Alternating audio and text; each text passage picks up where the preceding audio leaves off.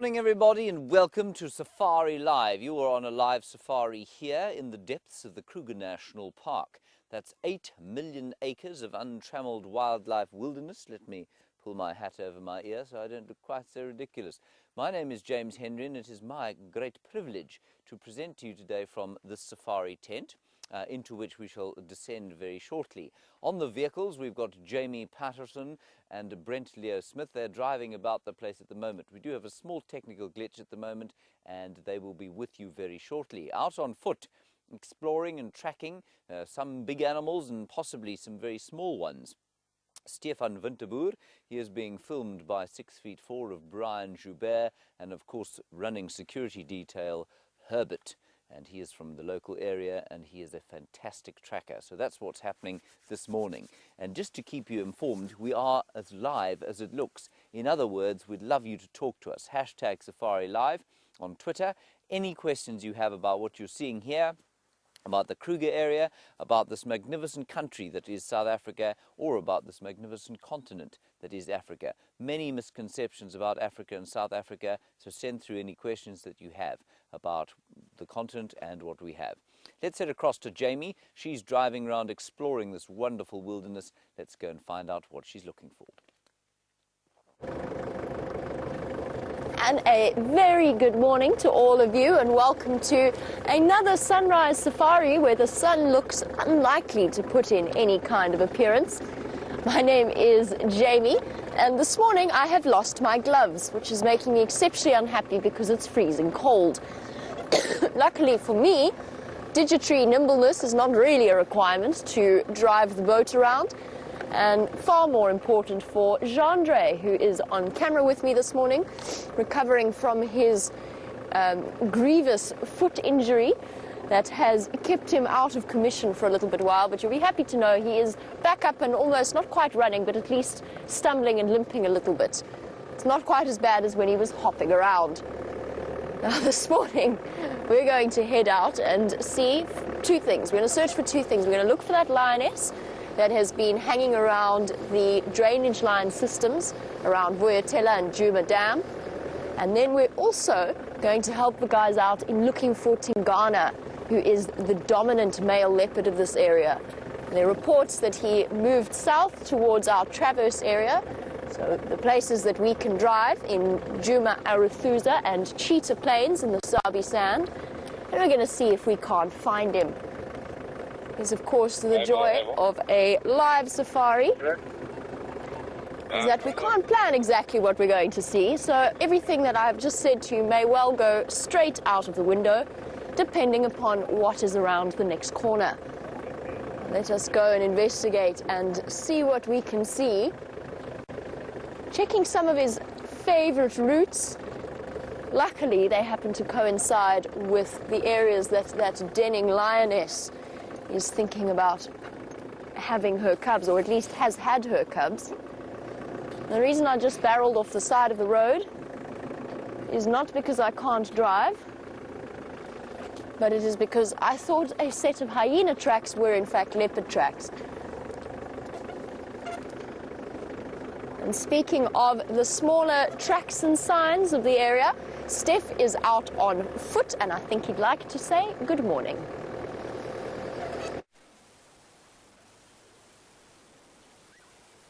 Good morning, and I indeed would like to say hello this morning.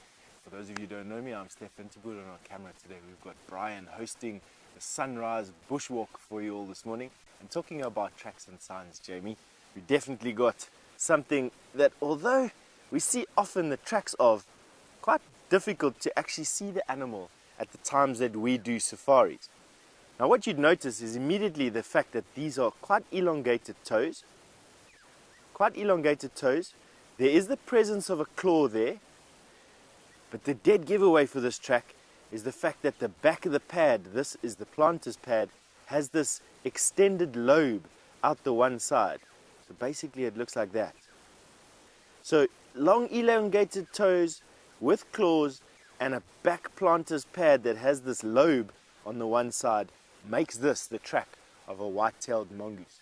And in actual fact, this white-tailed mongoose walked down the road in this direction sometime probably last night, They are nocturnal, which means they do walk around at night time hunting for insects, little nocturnal beetles and worms and caterpillars and all that sort of thing.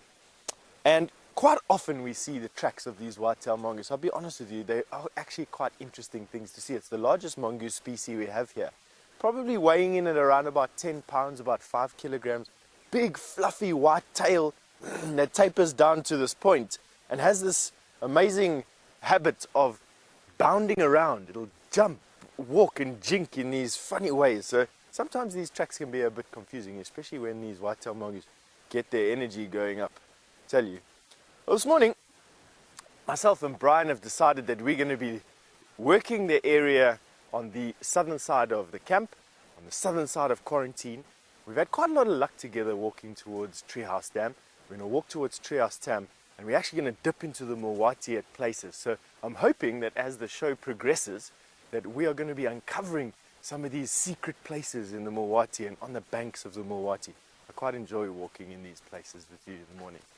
Who knows what's been hiding out there?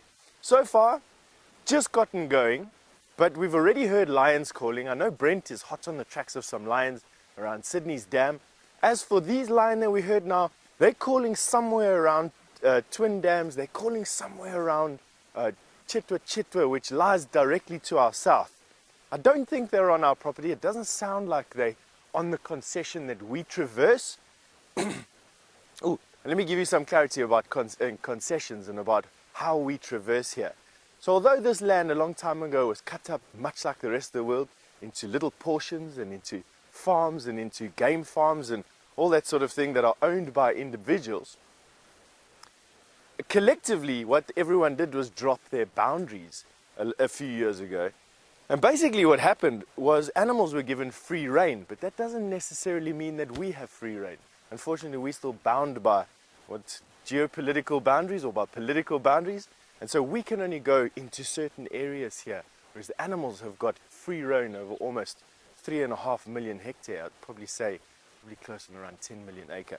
But anyway, while we're getting our way across quarantine and while we're going to be looking and dipping inside the Mvubu, we'll come back to you in a little bit. Right now, we're going to send you over to Jamie, who's got an update for you.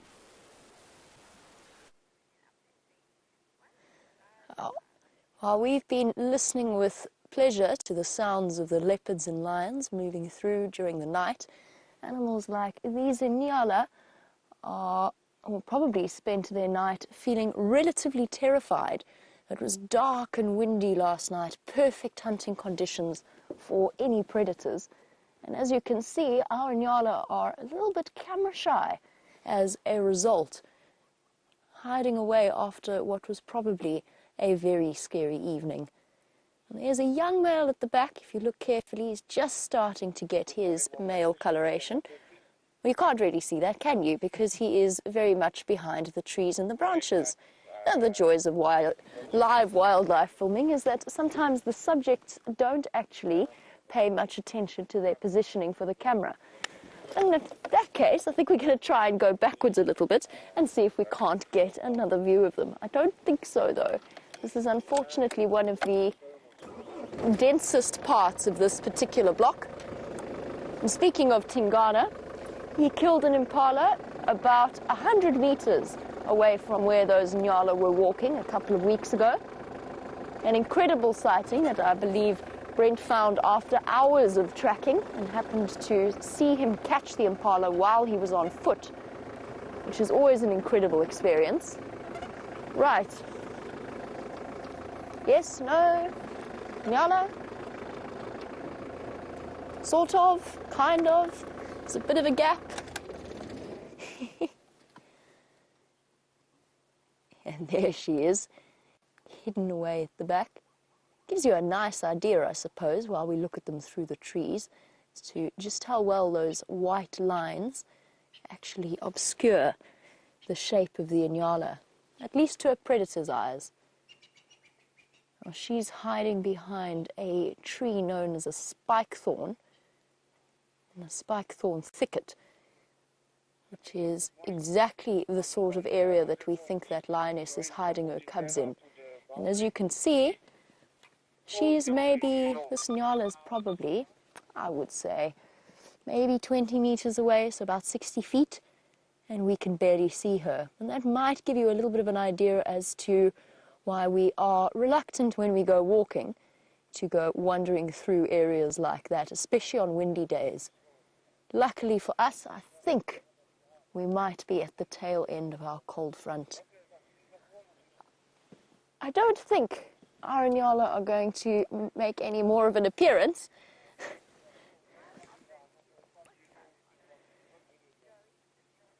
Joey in Australia, while we look at that one patch of fur of the nyala through the gap in the branches, you were wondering about how often we see the bushbuck's smaller, the nyala's smaller cousin, the bushbuck.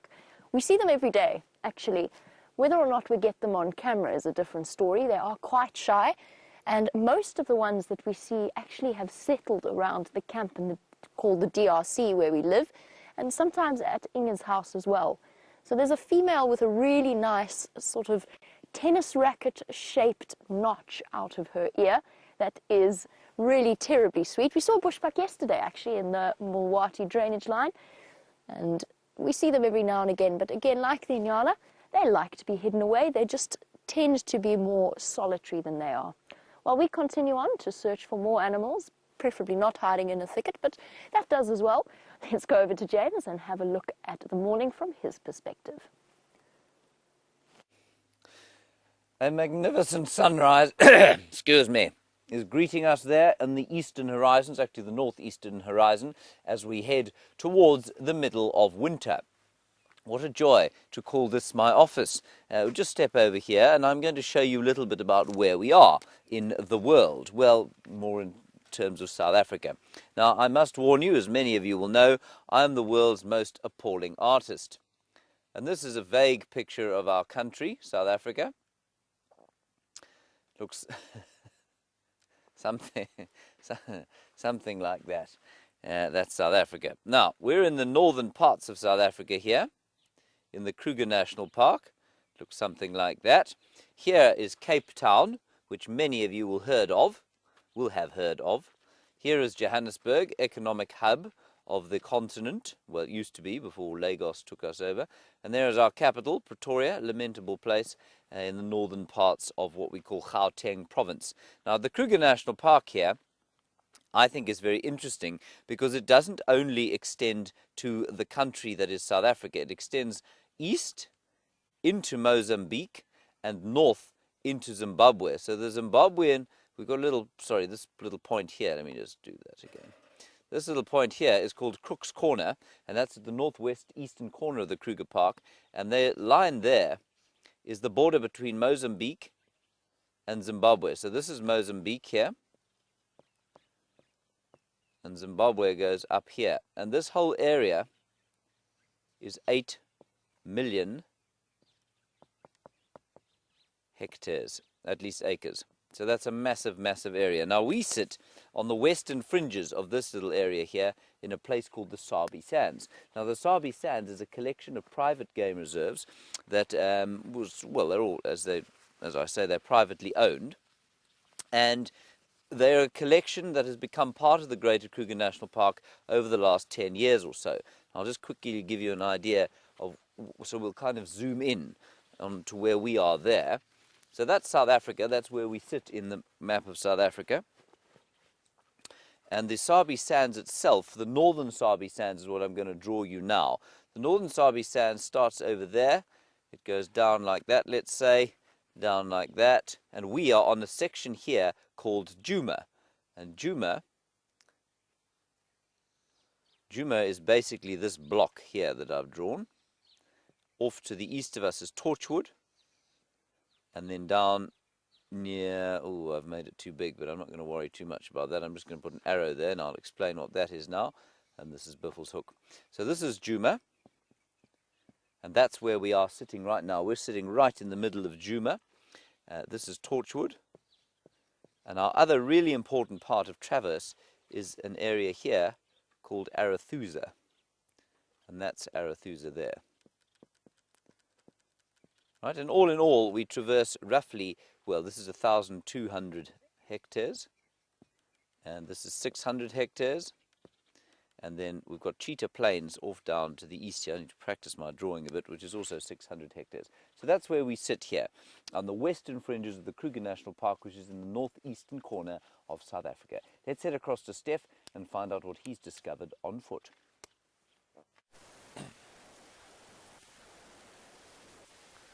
You catch us still trying to make our way into the area that we want to walk in this morning. So if you'd excuse me walking while I talk, it at least allows us to get a little bit further away from quarantine today. But I wanted to tell you, while I'm busy walking down the road over here, there are some hyena tracks on the road, and it brings me to a story that I don't know if the other presenters have told you yet this morning. But I surfaced last night, it must have been around about 11 o'clock, and to me it sounded like everyone was still having a party in the camp. And of course, I mean, this is irrational now because the sun is up and you know, I'm awake. But at the time, I was quite confused as to why everyone would be having a party on it was a Sunday night, quite late at 11 o'clock, when we got work to do in the morning, you know. And I lay there for a bit, and I heard people, it sounded like people kicking a soccer ball around, and that was a little bit disturbing. And then I heard the dustbin crash over. And then I heard the hyena that had crashed the dustbin over pick it up. Now, these dustbins probably weigh in about the region of about 50 to 70 pounds. And I snuck up to my window and I looked over my windowsill, and here's this big hyena who had come right into our camp. And we live in an enclosed compound, so there's only one entrance in and one entrance out.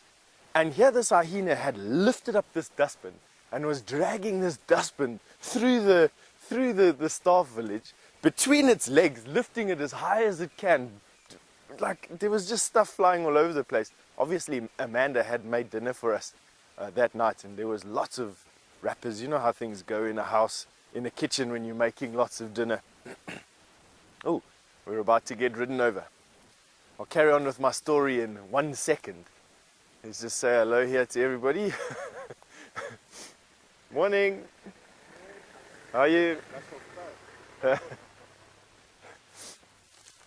We almost got driven over. And in any case, so the dustbin's flapping around, and the hyena proceeded to have dinner right in the entrance of our staff village. And of course, then I went back to bed again. There was nothing more I could do. And shame, we do owe a debt of gratitude to Kirsty this morning, who woke up first. I think Kirsty wakes up just after the sun goes down in the mornings. And so thank you very much. I picked up all the rubbish this morning before everyone else woke up in camp this morning. Anyway, that's just my funny story for the morning. That's sort of how it's been going today. Lovely morning in actual fact. The clouds so far have kept it pleasant. It wasn't the warmest start to the morning when it was still a little bit open. But now with this cloud cover coming over and with the sun finally up, I think we're going to see it turn into quite a pleasant day. High level cloud, not moving too fast. Don't quite know what's going on. I'm actually battling to get weather reports or forecasts. Yeah, not really weather reports, they're fairly common. But forecasts at the moment, for some reason I'm battling to get. So I don't know what's happening in this country of ours.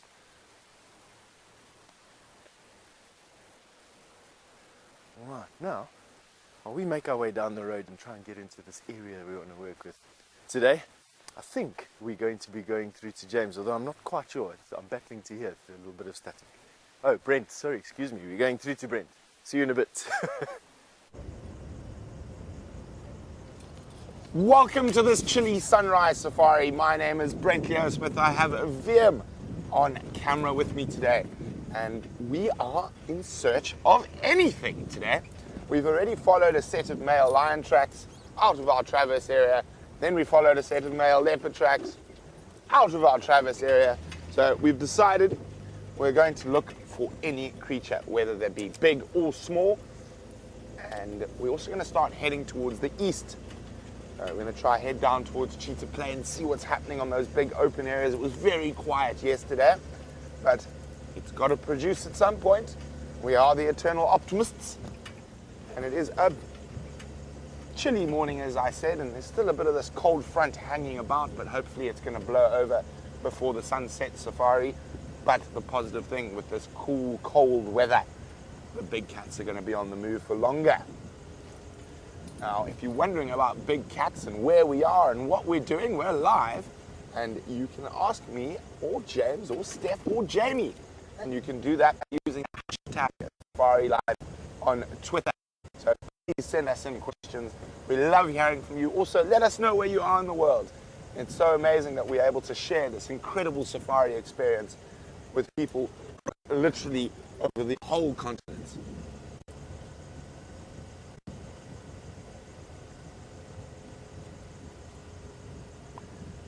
So we're talking about Jeandre. Nemo is wondering if I'd heard he'd made his way to Arathusa. So Jeandre is a young male leopard who's had a really tough start in life.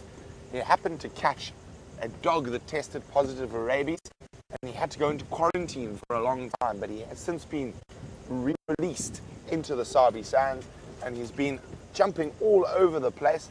I know that the scientist who's put a tracking collar on him has nicknamed him the Wanderer. So that's not unusual for a leopard of his age. He's what we would call a dispersal male. He's gone about it a bit differently, but if he is around, we will definitely go have a look for him.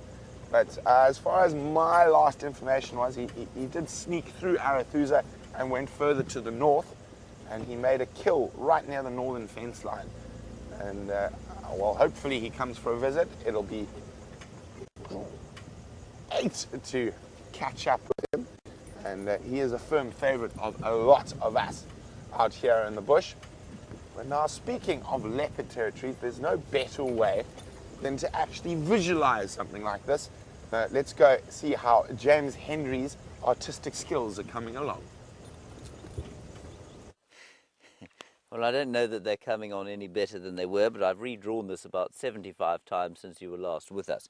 And what I'm going to show you is some of the leopard territories. Now, many of you will know Karula, the great queen of Djuma, 12-year-old female leopard with her babies. Now, in theory, her territory extends all the way to our northern boundary, down our eastern boundary, goes a little bit into what we call Hofmans, and then a little bit into what we call Little Gowrie over here, up into a little piece of Torchwood and around like that. So that's Karula. We'll put K and then a little female sign, and of course we'll put a little crown because she's the queen. That's ridiculous. Okay. Now, next to her is Shadow, and Shadow's her daughter, and Shadow basically has a territory that looks like that. It is smaller. My proportions are pretty poor, but it's about like that. And next to her, sorry, let's just put that for Shadow. And next to her is Thandi. Now, Thandi goes all the way down into Mala Mala and across here just about into Cheetah Plains. She doesn't seem to have a very large territory. Now, there is some overlap, especially because they're all related. Shadow and Thandi are sisters. Their mother is Karula the queen. Now, at the moment, we've been looking for Karula, of course, because she's got those two beautiful babies. And they are sitting down here. Basically, in the corner, she's operating in this sort of overlap zone here between her two daughters, Shadow and Thandi. And she's confined her area of operation to that small sort of corner of her territory, and so when we've been seeing her, it's only been in this sort of green area here, which has been the very southern end of Djuma, which is where we are now. So those are the major females. The other female you could see, beautiful, stunning golden leopard that she is in Kanyeni, and her territory is here into Torchwood and into the Kruger National Park, that's this side, and into Cheetah Plains. So we see in Kanyeni and her little babies around there. She is unrelated to these two. Well, they're very distantly cousins, but not related in the same way that these are. So it's unsurprising that they seldom show nearly as much overlap as this lot. Now, of course, we'll draw in blue for our big male leopard. Tingana is our major fellow around here. He's kind of the real prince, if you like, of Djuma, if we're going to go along with the royalty. And his territory extends all the way around here. So you can see he takes in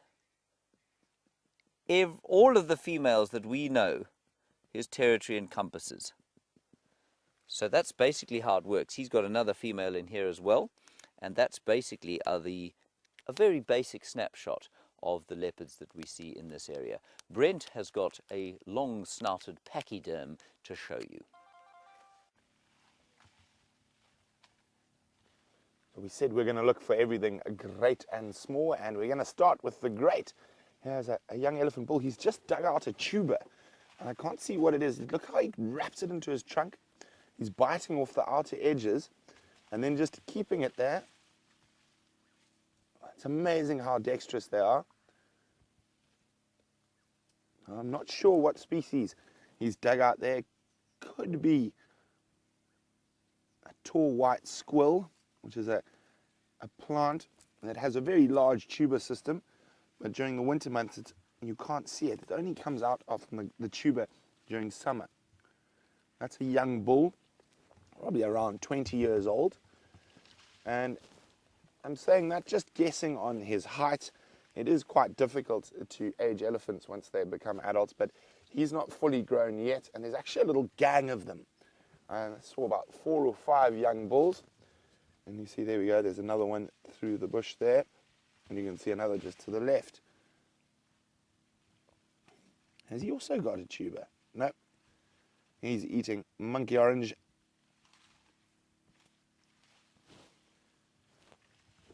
Now, it's not unusual to have a little bachelor group of elephant bulls.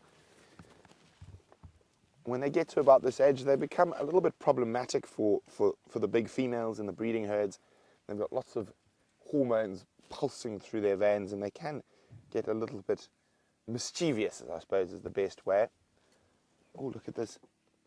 He's going to have a dust bath. He's obviously dug a nice hole where he got that tuber out of. And there we go, just a quick spray of dust. Now, elephants really enjoy a good dust bath.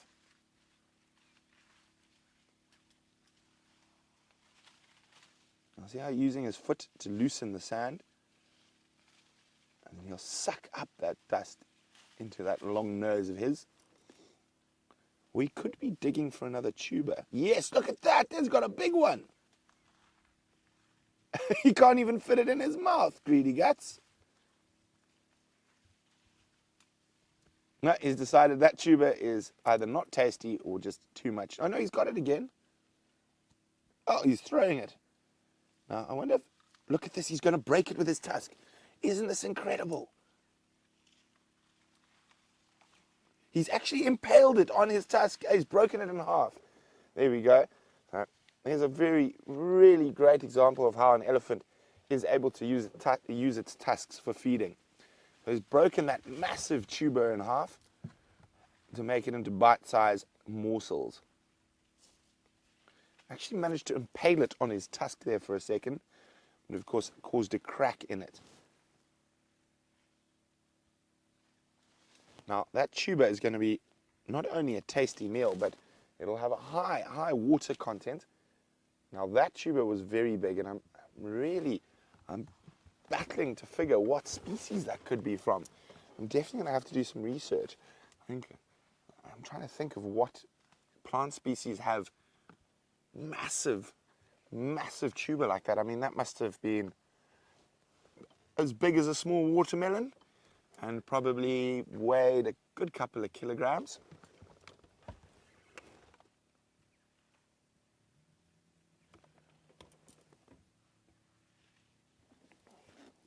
You can see he's still eating it.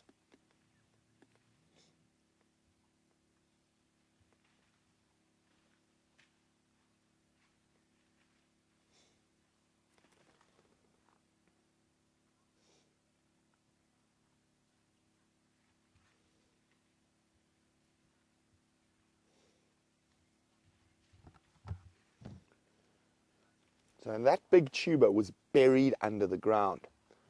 And Robin in Southern California is wondering, how much do they rely on their sight when it comes to feeding?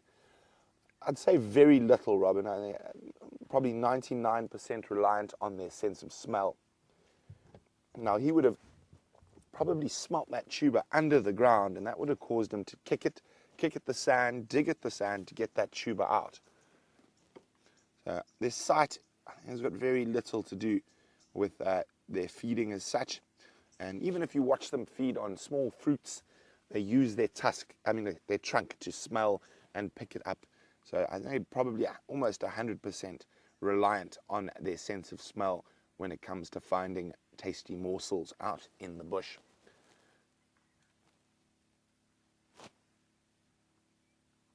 And it looks like he's munched that whole massive tuber.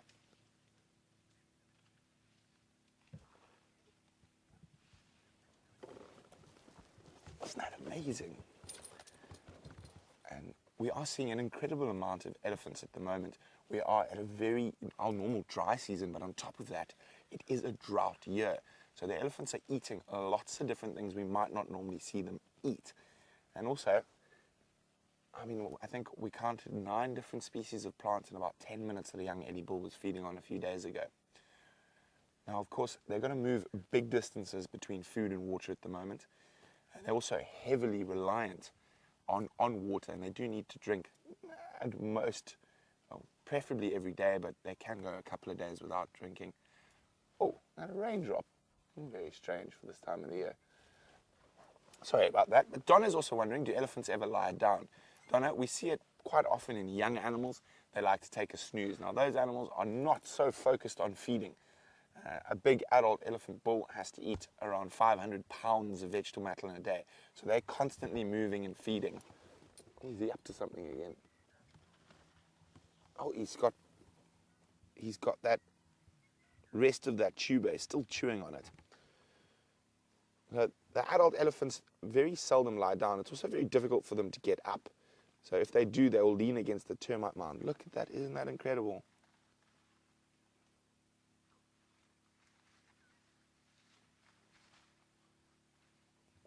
It's amazing. There's over 100,000 muscles in that trunk that enables an elephant that dexterity.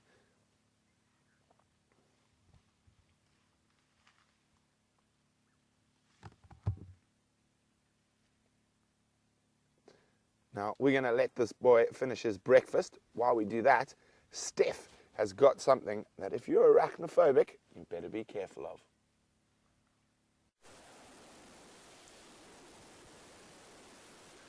Sorry to steal you away from what you were having a look at, but we found a beautiful example of one of the prettiest spiders that I've seen around here in a long time. And it's taken us literally, since you've been watching that elephant, for us to key out what it is. And I'm pretty convinced that this spider belongs to the genus Latrodectus, which is of importance. It's because all your widow spiders, your recluse spiders around the world, all belong to that genus, Latrodectus, and consist of some of the most poisonous or some of the most venomous species that we find hanging around our homes. This, as far as I'm aware, is a brown button spider, Latrodectus geometricus. And I'm making that assumption because of the banded legs. You can see the bands on her legs there. I'm making the assumption because these pairs of legs, legs number 3, are much shorter than all the other legs. And have a look on this side of her abdomen, right there. You'll see that there's this orangey hourglass pattern that's on her legs there, or on her abdomen, excuse me. That orangey hourglass pattern, and just her general appearance. She's a very, very pretty spider, I must be honest. One of the best looking spiders. I'm going to see if I can turn her around so that you can see. Have a look at her abdomen. Have a look at those beautiful colors.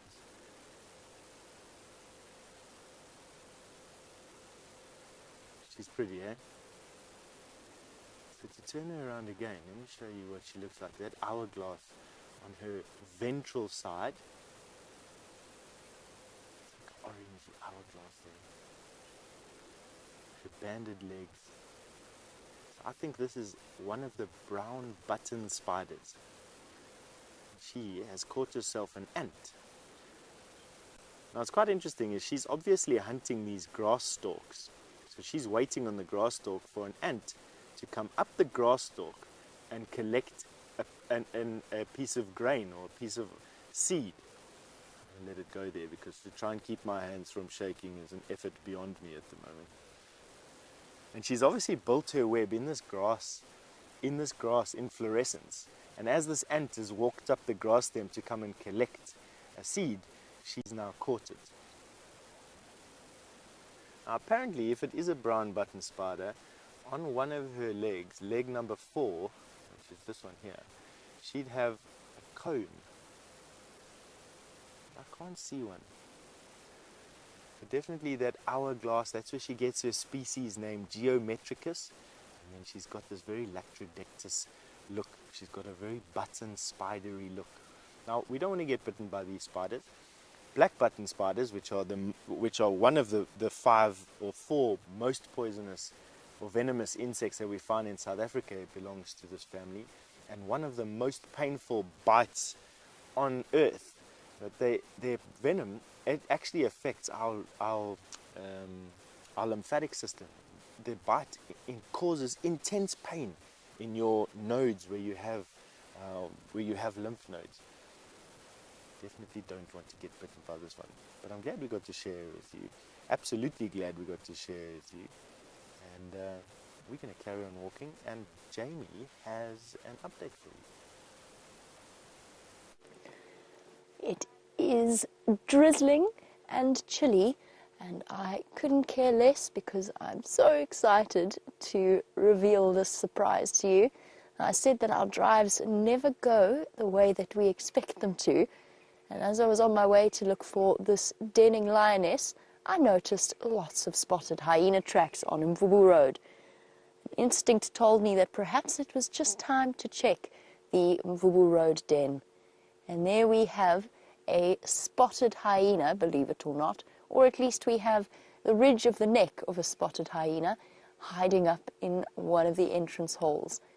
Now, for those of you who are unfamiliar with our live safaris and perhaps cannot understand why a small bundle of fluff at the entrance to a termite mound hole is terribly exciting, what I think this means, and I'm really hopeful, is that we have another denning female at the prime real estate den at Mvubu Road. This is so exciting. Now, it could be, before I get completely carried away with my good fortune, it could well be that this is just a hyena that is from the clan and is wandering around, and she just decided to come and rest up close to the den site. They do occasionally do that, or at least an old den site. Oh. I thought there was growling for a second, but it's just a helicopter really far away. I was trying to work out why on earth we would be being growled at. Anyway, that's sort of what a lioness sounds like when she first growls at you. But this is fantastic news because I don't think so. Usually when hyenas come and lie up in the dens, when the dens are not active, it's perhaps around the edges. They don't climb into the tunnels or into the entrance of the tunnels like that. I think, and I'm really hoping here, I'm hoping against hope, I think this female has new cubs to show us. And now it's just a matter of a patience game. They're not going to come out in their first few days, possibly even their first few weeks of life, but we will keep coming back each and every day to check up and see if she's going to introduce the little ones to the big wide world. The reason I think it's her, now we have to go back a little bit. Our hyenas moved their den site from Aubrey's Road, and we think to Simbambili. It's not uncommon, though, for a hyena clan to actually use separate den sites, especially when there's a big age difference. So if these cubs have just been born or have been born in the last week or so, there's about a 6 months age gap between them and the youngest set of cubs at the other den. That, combined with the fact that all 3 mothers of the den sites that we've been viewing over the last few months are exceptionally high-ranking, leaves us with this really exciting possibility that we've got a lower-ranking female from our hyena clan that has decided to have her babies somewhere in peace. She hasn't even lifted her head up now. She did earlier. She gave us a sort of a cursory glance as we drove in. So whilst this might not look like the most exciting sighting in the world, for us this is thrilling news. And here we have, it feels like we've been transported back 6 months to when Madam had her new babies and James was convinced that they were there, and we staked out the den site for days at a time before the tiny little bundles of brown fur came stumbling out. Incredibly exciting prospects.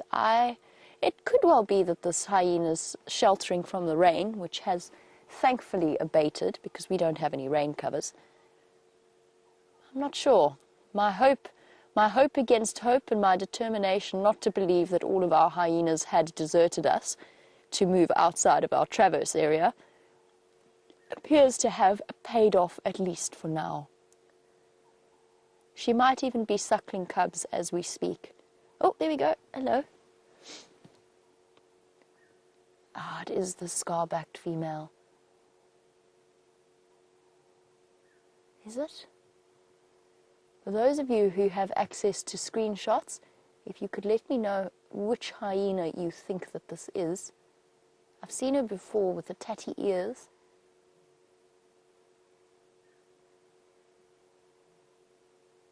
There's a lion calling. I'm just taking my earpiece out.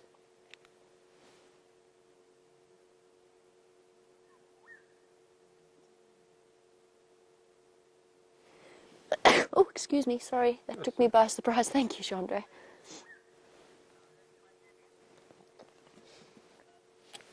I just had my earpiece out there to listen to where those lions are calling from. They're a little bit further to the south of us.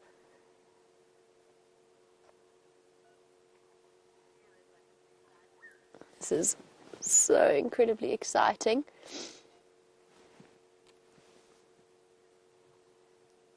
Trying to work out exactly how far those lions were as well. Oh, I'm too distracted now. I've got too much going on in my mind. A hyena surprise.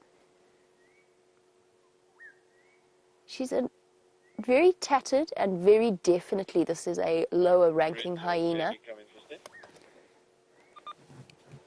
Sorry guys, just let me go on the Game Drive channel. Stef heard them too. Stef, are you going to call in that audio of those nyala?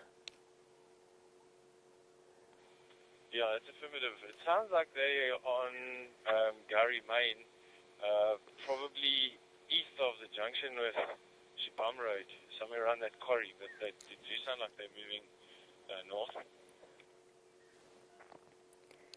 Copy that. Thank you, Stef. Sorry, guys, that was really important just to clarify where those lions may be and to work out whether Brent or myself is closer. I'm going to stick around here for a little bit longer to see if this hyena starts to call at the entrance to the den, because that's the way that we can confirm she has cubs. So while we do that, let's head over to James in the tent, who has something fascinating to show you about the hyenas.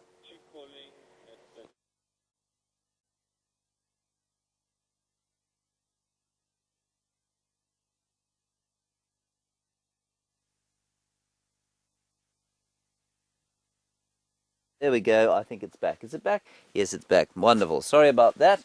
The audio disappeared. So exciting that those hyenas are back. They are my favorites out here, and I was devastated that the clan abandoned us. Don't know who that is, and you hyena experts, especially those who are maintaining that wonderful Facebook group, the Hyenas of Arathusa and Djuma, please try and identify that female for us. To me, she looked a little bit younger than the scar-backed female, but I might be completely wrong, so maybe that's who it is. It would be a little bit early, of course, for her to be giving birth. She gave birth, if I'm not mistaken, in June last year to the eponymous June. Let's just have a quick look here at a hyena skull, and what I wanted to show you was the way that the teeth articulate against each other. So if you look, this was an old hyena, a deeply decrepit individual when it passed on, shook off this mortal coil. Just watch how the teeth close over each other, and you can see how they've worn each other away. You see that? Let me turn it slightly like that. There we go. You see how they've worn each other away there over the many years? And even if we look up at the front here, Dave, you can see that the two massive canines have rubbed each other sharp over the many, many years that this hyena knocked about this area, eating and chewing bones. And I think that's amazing. Now, what's interesting, of course, is that these teeth, we often describe this carnassial shear, we call it, where the teeth of the upper and bottom jaw, molars, of the carnivores come over the top of each other like that in a scissor-like motion, as opposed to chomping on top of each other like ours do. They go past each other in a scissor-like motion. That helps them to sort of chop meat off the skin. It helps them to chop meat off bone. And then, once the meat is all gone and all the good stuff's gone, they use these chisel-like premolars to break the bones in half. And I just think that's remarkable. So that's the hyena skull there. The other, of course, extremely important thing is the size of this brain. It's not a huge brain, but it does the social structure of hyenas predicates their being extremely intelligent. And Jamie will tell you a little bit more about their social structure, I'm sure, as you see this lone hyena at her den. An animal with quite possibly one of the most interesting social structures of any of the mammals out here. The females of the spotted hyena are bigger, stronger, and more filled with androgen and testosterone than the males, which automatically makes them higher ranking. And even more interesting than that is the hierarchy within the females of a spotted hyena clan. They're led by a matriarch who is usually the biggest and the strongest, and quite often not necessarily the oldest, but one of the older females in the group. That being said, there's also a degree of attitude that plays a role in the status of each hyena. Now, a hyena cub will inherit the status of her mother, or his mother. In this case, if she does have cubs, they are, unfortunately for them, going to be relatively lower ranking in this hyena clan. The reason I know that is just through observation. In fact, I've seen this particular hyena being attacked by the rest of the clan. And Shamsun, unfortunately, telling that whether or not, or trying to work out whether or not a hyena has cubs is not quite so easy as it is with lionesses or leopards. You were wondering if you could tell from suckle marks. You might, if you are lucky enough, be able to see whether or not the nipples are engorged. The difficulty is that unlike the leopards and the lions, whose nipples sit further up the abdomen, the hyena's nipples are between the back legs, very much tucked away and quite hidden. And particularly given the spotted hyena's relatively peculiar genital structure, with their false penises or their pseudo-penises, it does actually get relatively tricky to be able to observe from that. And it's only really when you get a nice close-up view, perhaps the hyena rolls over or presents you with a view of its bottom, that you might be able to see suckle marks. But it's relatively unlikely. The best way we're going to know here is if this hyena gets up, sticks her head into the hole of the termite mound and starts to give a low, it sounds like she's growling into the den itself. And it's not a growl, it's a contact call to the cubs to tell them to come out and to suckle. And clearly they're not there at the moment because she did stand up. Just a matter of time, see whether or not she does do that. We can see if there are any cubs around and about. It would be so exciting. Nice to see a spotted hyena relaxed once again. And on this glorious morning, with the black-headed orioles whistling in the distance, definitely not where I expected the day to go.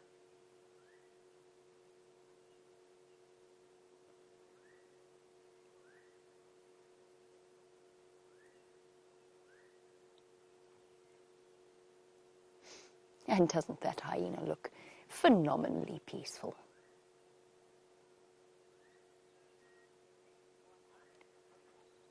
I'm sitting here quite close to the northern boundary of Djuma, listening to the lions calling from the south.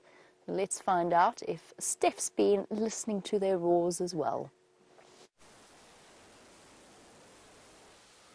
We've got this termite mound that I wanted to come and have a look at over here, but what I'm going to show you is this patch of lighter colored sand that you can see over there that looks slightly more compressed than the rest of the sand on this termite mound. Now, what that tells me is that there's something in there. I can expect a hole there. But what I don't want to do is I don't want to approach on that path. Approaching on that path, if there's a warthog inside there or anything else that's living in there, that animal is going to come shooting out on that path. So what we're going to do is we're going to sneak and see if we can get on top of this hole and look inside there. That's what I want to try and do. See what is living in there. So the trick is to try and make a bit of noise, because you don't want to arrive at a hole unannounced. You want to climb up here. And there you see, there is indeed a hole there.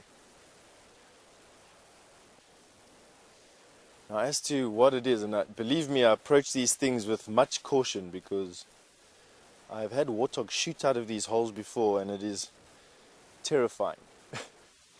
So I'm just literally just going to stick my head over the top, kick a sand clod in,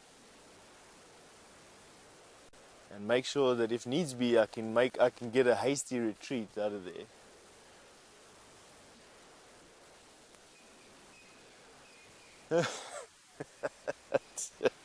These things, they can give me the heebie-jeebies. Anyway, I don't quite know what's living in there even now. I'd probably say that it's inhabited by something, but not right now. Have a look inside there. Now, what uses these holes is porcupine, warthog, civet, genet, honey badger, anything. And quite often you'll find hyenas come and excavate a hole like this.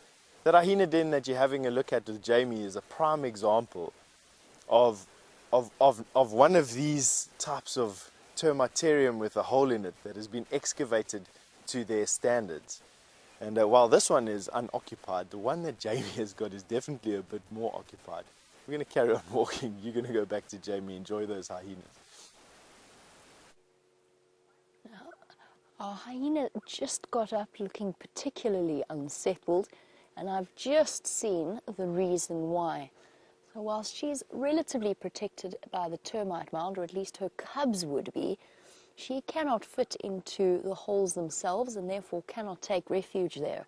Important for her as a hyena all on her own to be very, very alert. Well, she heard something, I heard it too actually, as it was coming around the back entrance of the den site. There is a male nyala who has made his way towards the den site itself and is currently feeding in the tamboti thickets. Unfortunately, he's very hidden from your perspective behind the various branches. So what I might do is just shuffle forward a little bit so that you can have a look at him. She's very nervous. And I'm really glad to see her in one piece and looking relatively healthy and well fed. There you go. This is definitely, I'm relatively certain. There you go, there's the hyena. Oh, sorry, that's not a hyena at all. That's an nyala. Some basic distinction there. One's an antelope, the other is not an antelope. And they're not really all that easy to confuse, but nevertheless, if you find yourself in the same position as I did, unable to distinguish between a nyala and a hyena, nyalas have large horns and hooves, just in case you were wondering about the difference there.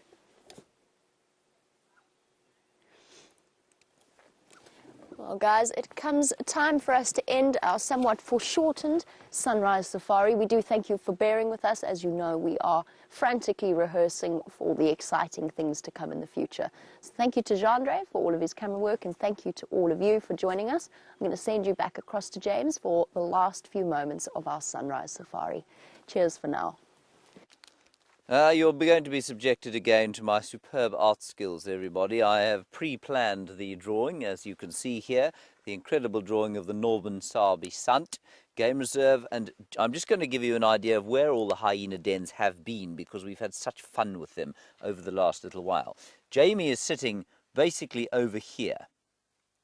That's where that den is. Now, in amongst this little network of drainage lines, there have been a few different dens. Sorry, I'm going to put that a bit further up. It's over there. There have been a few of them. Jamie called that the prime real estate. My opinion is the one over here on Gallagher Shortcut was the prime real estate. There was one there. Then there was one over here, and that was the Albury's Road den. There's one all the way down here. And then there's one over here as well. Now, this is the same clan of hyenas that's been knocking around here. They've now moved on to Simbambili, but as Jamie says, a young female, perhaps very low King has organised herself back in the sort of secondary, primary, most beautiful part of the hyena territory. Anyway, that's going to be it from us today. We're now going into our rehearsals, which is deeply terrifying and profoundly exciting at the same time. A big thanks to Jamie for her efforts this morning. Nice thanks to Stef, of course, on foot, and to Brent Smith. Well, I think he's still in bed, as far as I can tell from the feeds. A big thanks to Final Control, and we'll see you, all of you. Thank you for your patience during these rehearsals, but we will see you this afternoon at normal time. Until then, stay safe and happy wherever you are, and enjoy the highlights from Safari Live.